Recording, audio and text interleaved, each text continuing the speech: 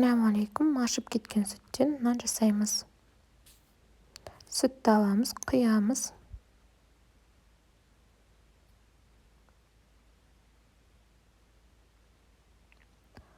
Ашытқыны саламыз. Қантымызды саламыз. Тұзды саламыз. Жақсылап тұрып араластырамыз.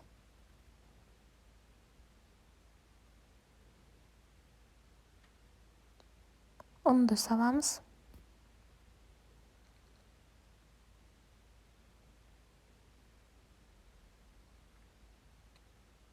Жақсылап тұрып араластырып тесто жасаймыз.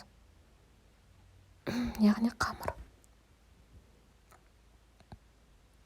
Оливковый май құямыз.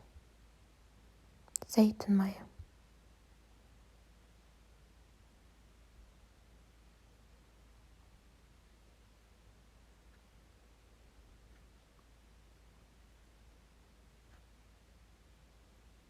Қақпағын жабып, 1-1,5 сағатқа жылы жерге қоямыз.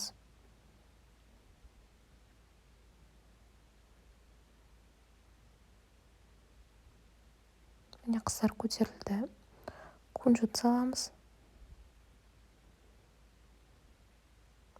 Жақсылап араластырып осылай басамыз.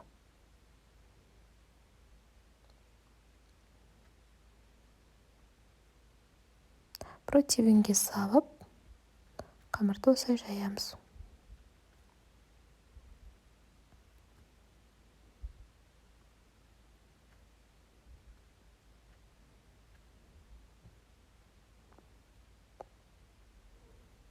Кунжут үстіне төсейміз.